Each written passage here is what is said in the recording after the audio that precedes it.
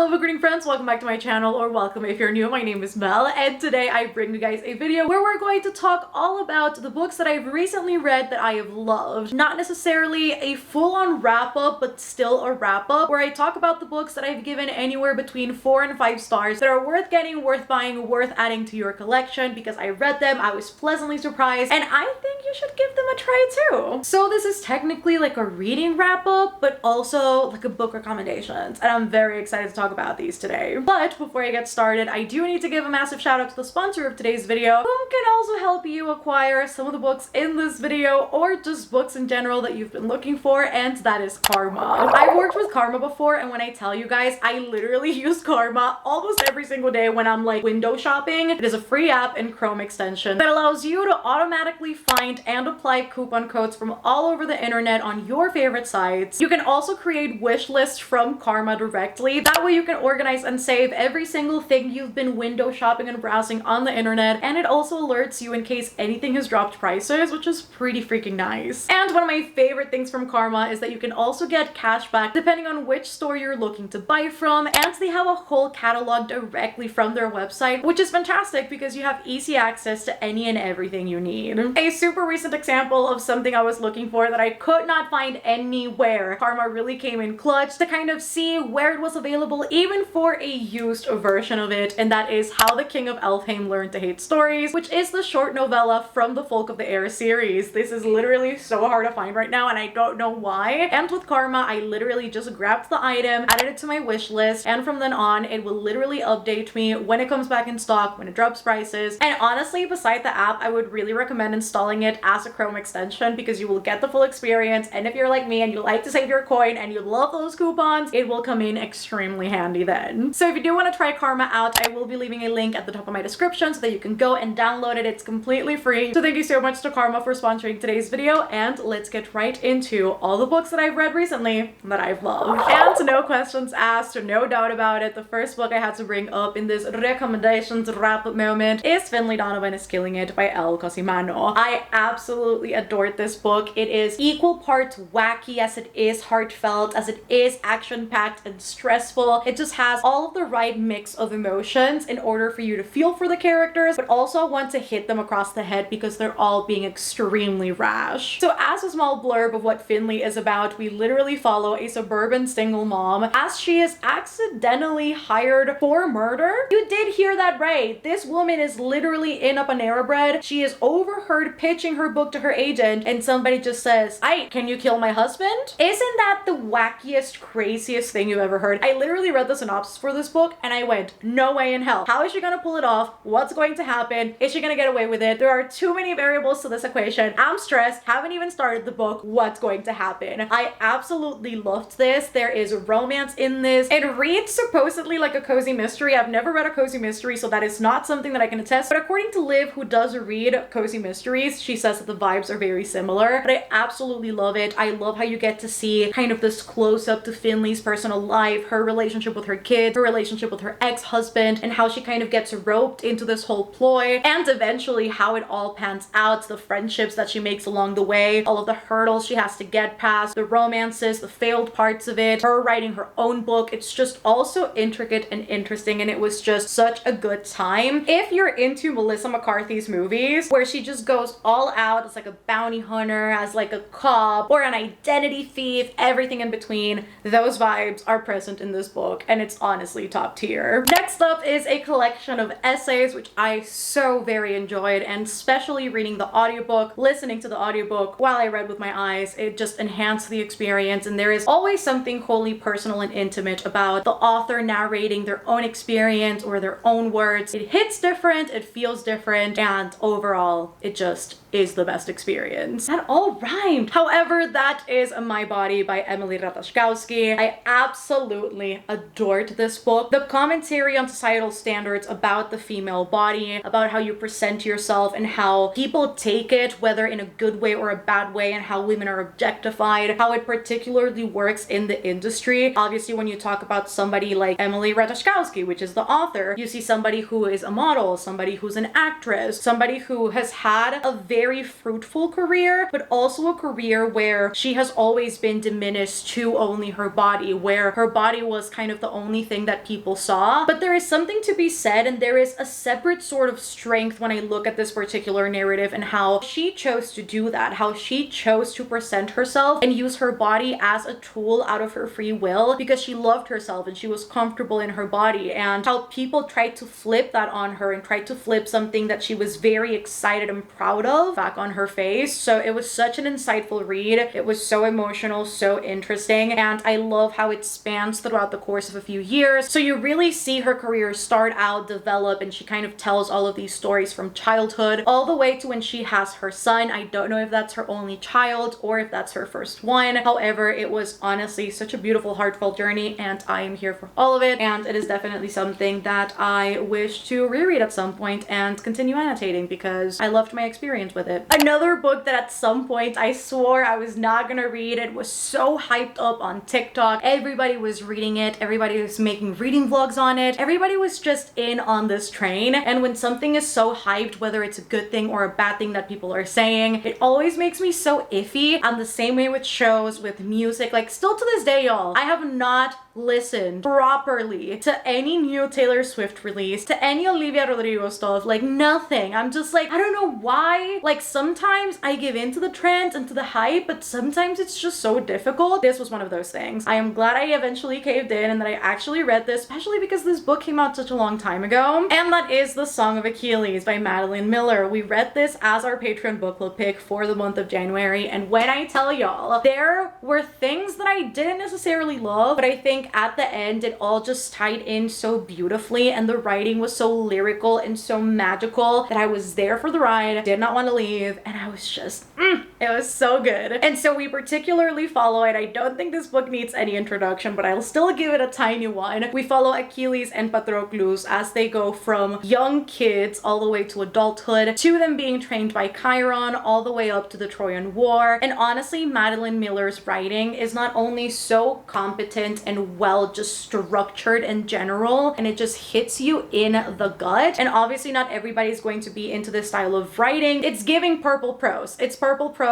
all the way, but it just works for this narrative, especially how we're observing both of these characters in such a close quartered manner. Honestly, this book just did it all for me. The plot twist and even the subversions of the original myth. It is not something that I am 100% familiar with because I have not yet read the Iliad, but every single subversion from what I do know or from what my friends have told me works for this particular landscape. Even things that I doubted as I was reading, she just made it all work. Again, there were parts of this book that were a little bit annoying. There were parts of this book that, yes, I was just like, why are we doing this, Miss Miller? So there are things to critique, but overall, I think this book was beautiful. It was heartbreaking, and it just hit. I didn't cry, obviously, because if you are somewhat familiar with the Iliad, you can put two and two together. Like, you know how this book is gonna end. However, even then, the emotional aspect was present throughout all of it. It also had the action of the Trojan War, which was really, really cool, and you just really get to see their relationship and the ins and outs of what has always been believed about Patroclus and Achilles and how they were romantically involved. Chef's kiss. I actually really enjoyed this, which I was not expecting to. Next up is a compound moment, and that is Jade City and Jade War by Ms. Fonda Lee. You guys know I'm currently hosting the Greenbone Saga along, where we're reading the entirety of the series. In fact, in March, we're reading Jade Legacy, and the live show is on Saturday, March 26th at 1 p.m. EST. So I am super, super excited to discuss that last book with y'all. However, I have been reading these obviously for the read along, and I am absolutely in love with the story that Fonda Lee has crafted. It is very much 70s Asian inspired. It's not necessarily linked to a single Asian culture because you can definitely see the influences of other Asian cultures. However, I do think the one that is linked the closest to the story is Chinese culture, and let me tell you, the gangster vibes in this are immaculate. It is a family saga, and we follow the family of the Cowles as they have a shift in hierarchy, as they have a shift in power, and the older generation is retiring and the newest generation of the Cowles are coming in to take over the clan, and this brings a lot of political unrest, a lot of conflict, obviously war brewing, and it is all due to them coveting Jade. Jade is the main source of the economy in this world and a lot of what establishes the power within these clans, because there's not only the Cowles, there's also the Mountain Clan, and there's just a lot of variables going into this. However, However, I like how simple yet unique the magic system is. I love how it's magic with consequences. It's not just something where you can exert your will, exert your power, and nothing will come of it. It literally works almost like an enhancement drug, and you can tell the consequences and the impacts that it has on people. The social commentary in this about heteronormative roles is fantastic. The commentary on marginalized communities sort of perpetuating this idea of patriarchy and misogyny and chauvinism is all so interesting, and I think oftentimes it's the one that I keep going back to. Honestly, everything about the world that Fonda has created is phenomenal. The way you get to care for these characters, or at least I did so early on, is just honestly out of this world. And as a person who likes to read for escapism but still likes just a sprinkle of reality, I like how this is enough escapism while still having a lot of political intrigue that feels very, very real, is one of the things that shines so bright with this series. And not only that, but the fact that all of the characters are extremely three-dimensional and you really see them act differently depending on who they're with. And there's also so much emotional complexity to them and the reasons why they end up behaving a certain way. It's just all so intricate that I can't wait to see how it's all gonna pan out. I'm very, very scared, but it's safe to say that I found a new favorite series in the Greenbone Saga because it's just been phenomenal. Next up, I have Darius the Great is Not Okay, and this is a book that I read for my TikTok video. I absolutely adored this coming of age story. I think when I read stories like this, it just reminds me of how much I love this sort of YA narrative. It's so beautiful, the representation is stunning, and I think it truly does remind you that there is beauty in individuality, there is beauty in culture, there is beauty in being wholly yourself, and there is beauty to reconnecting to something that you didn't know you needed reconnecting to. And I think that's what shines so bright with this book. Follow obviously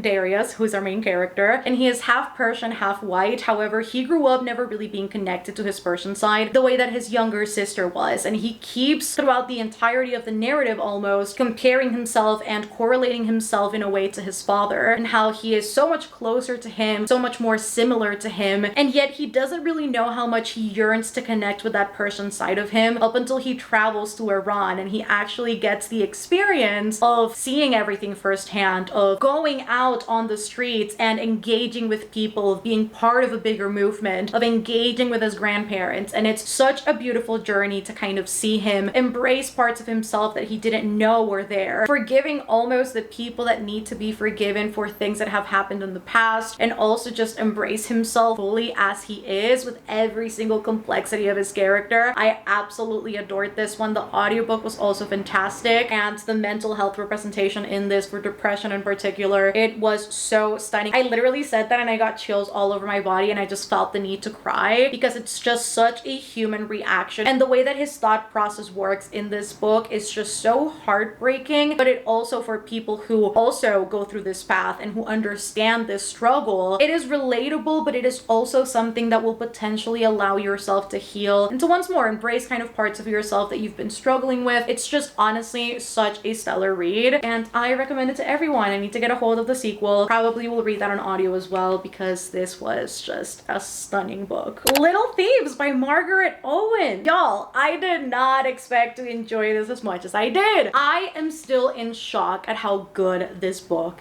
is. And we were discussing this book, and I think one of my patrons said it perfectly. This just reminded me of why YA is so good, or can be so good. It had been a hot minute since I'd read a YA narrative that was wholly original, something that I'd never really seen done before, and that just hit the mark. It is a fantasy book, it is a retelling, and I just adored all of the magical, whimsical vibes of this while still having such a gritty, dark, gothic tone. In this book, we follow Vanya, who is the adopted goddaughter of Death and Fortune, and we literally start out our narrative with Vanya impersonating Princess Giselle. She has literally stolen her life, essentially, and she is now posing as this individual. And then one day, Miss Vanya gets cursed by another god, and she has very limited days to try and figure out how to break this curse, what the curse even is, because she doesn't even know that. And in the midst of all of that, there will be an investigation in the midst of the story that will make it all the more difficult for her to realize what she needs to do and set aside her pride, her greed, and her selfishness. If you like the game of cat and mouse, if you like a good retelling, if you like, again, gothic yet whimsical writing, this is it for you. It's got these beautiful interludes interludes in between parts where it's almost like somebody's telling you a story, a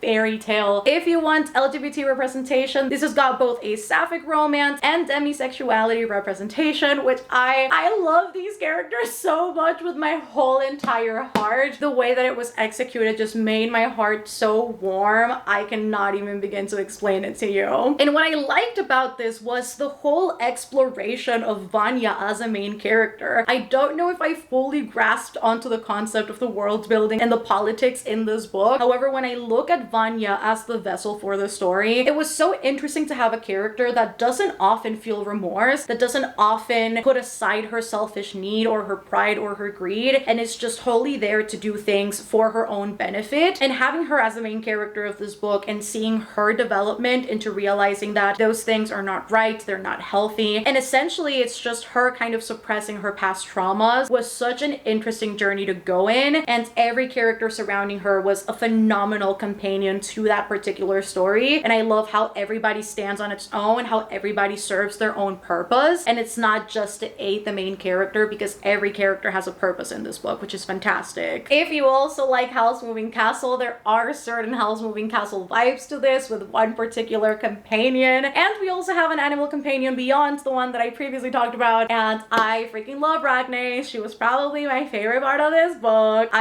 Everything about this book worked for me. It was just so good. She got here, y'all. Birthday Girl by Penelope Douglas. I was not expecting to enjoy this. I cannot begin to explain to you guys how scared I was to read this. I had never read anything similar to this trope of dating or potentially getting it on with my ex-boyfriend's dad, HCAP, taboo. I had never read anything like this, and when I tell you, I was so terrified, this ended up working out for me. So in this book, we follow Jordan and initially her boyfriend Cole as well, and they're in this relationship. They've been in this relationship for a long time, but they're kind of in it, not necessarily for wrong reasons, but not for the right ones either. And one day they were evicted from the apartment they were living in together, and they have to move in with Cole's dad. And very instantly, Jordan develops an attraction for Pike and vice versa. And what I like about this book is that it was always consensual. It was never fetishized. It was never creepy in any sort of way. It wasn't predatory, which I really enjoyed. It was the right people at the right time, in the right circumstances, in ways. And I like how the story developed in a way where there was never any cheating involved. There was never anything inherently bad to the start of their relationship. And I like how they always kind of kept Cole in mind too, as strange as that sounds. I like the fact that it was never a thing where we're just going to ignore everything around us and just pretend that this is okay in its entirety, because there are parts of it that are incredibly messed up. And so I really liked the acknowledgement of those messed up parts, and I liked the acknowledgement of the taboo and how everything developed in general. Like, honestly, it was a really healthy relationship. I liked them together and they just worked. And I like how the levels of maturity were really on par with each other. They were two people who wanted a very stable, grounded relationship, people who just wanted to be dependent on and to depend on other people. It was honestly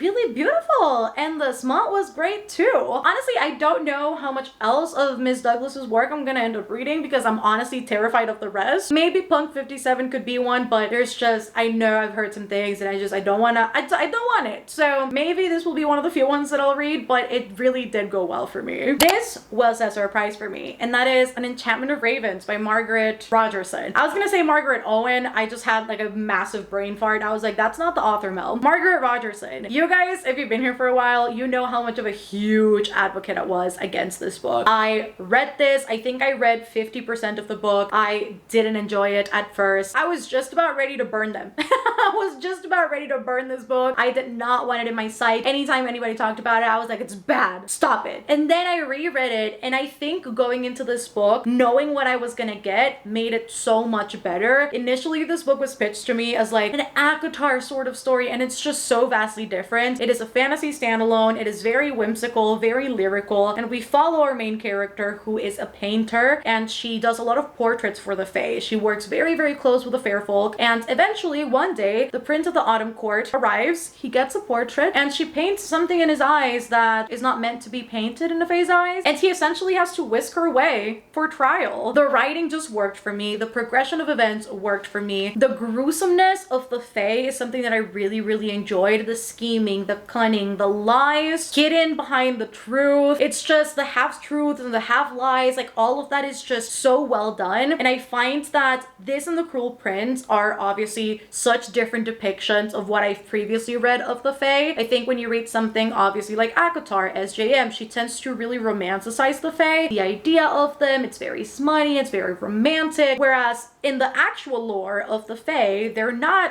good creatures. Like, they're in there for their own benefit and they twist their words, and you kind of have to watch, if you're a human, how you behave, what you agree to when you're around them. And I really liked the implementation of that in this book. I think it worked really nicely. The romance in this, I think I judged it a little bit too prematurely the first time around. I was just very impatient because, again, it had been pitched to me as something completely different. But upon a reread, I think the progression of events just worked out. The very end of the book, although a little bit rushed, it was still satisfactory to me. So I just had a good time. I think this is one of those books that you kind of just have to go into it for the enjoyment rather than the actual objectivity of the writing. Though writing and reading in general, the experience is subjective. I really enjoyed this and everything just kind of worked in the end for me. Cool with a thunk. And yes, you guys, those are all of the books that I've read and loved recently. I would much rather it be a niche amount of books, but books that I genuinely would recommend with my whole heart and soul. Staring at the pile right there, and it looks quite good. So let me know down in the comments what are some books that you've read recently that you've enjoyed, maybe some things that you'd like me to read, to try out, to enjoy myself potentially. If you did enjoy the video, don't forget to give it a massive thumbs up down below, and you can subscribe for more bookish content. I am constantly uploading videos I'm sure you do not want to miss. And if you want to support the channel further, I do have a Patreon. We call ourselves Citadel, and that is always linked down below alongside all of my social medias. If you made it to the end of the video, let's leave some